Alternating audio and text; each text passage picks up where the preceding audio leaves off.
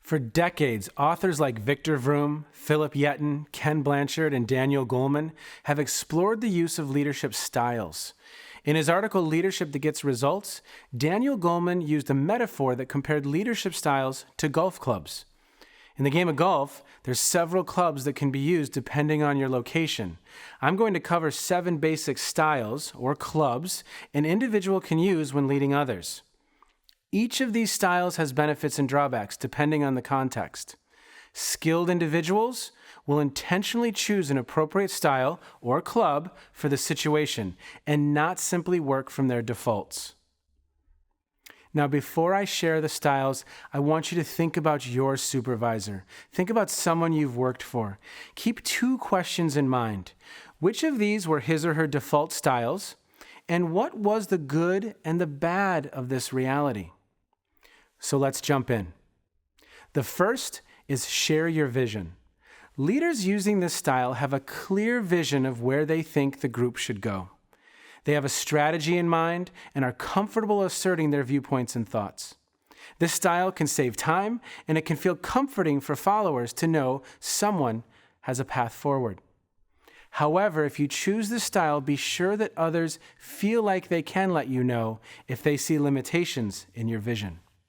Likewise, ensure that people are genuinely excited and enthused about the path forward, not simply nodding their heads. You need commitment, not compliance.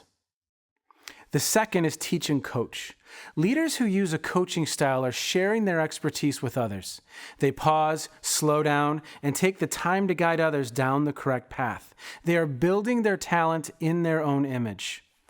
For instance, a leader who is an expert at negotiation will actively coach others to develop their skills. The coaching style is highly personalized, but if you use this approach, be aware that it can take a lot of time.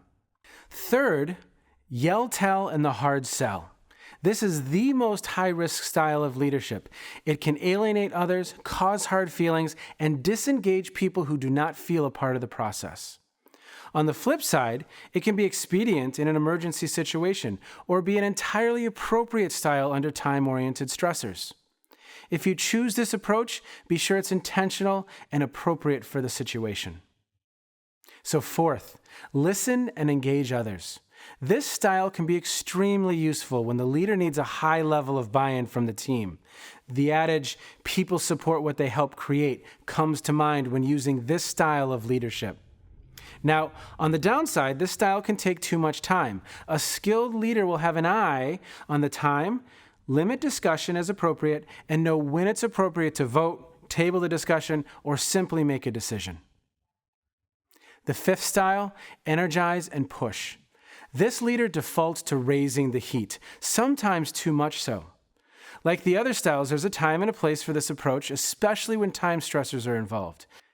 However, individuals who are consistently pushing can marginalize themselves or come off a little too into it. On the positive side, sometimes groups settle into a slow-moving pace, and a leader using this style will raise the heat and re-energize the group to achieve goals they could not have imagined. The sixth style is simply delegate. This style challenges you to practice delegation. As the leader, you are simply assigning the roles and tasks and then monitoring process, adjusting as needed, and paying attention to the energy of the group. You are conducting the orchestra, not trying to conduct and play the flute at the same time. The final style is affiliative. In a nutshell, a leader using this style focuses on people and leading through relationships. Through these relationships, the leader gets his or her work done. People using the style like harmony amongst the team and often have a committed band of followers. A potential downside is when there's a clear and distinct in-group and out-group. At an extreme, a leader that defaults to the style may also avoid conflict, play favorites, or get too close and struggle to make the tough decisions. So to conclude this quick lesson, I have 3 reflection questions for you. First, I asked you to think about a leader at the beginning of this quick lesson. Did the person you were thinking of use some of these styles with grace, and maybe some more than others? My second question, if you come across a leader who defaults to coercive democratic style, What could that look like?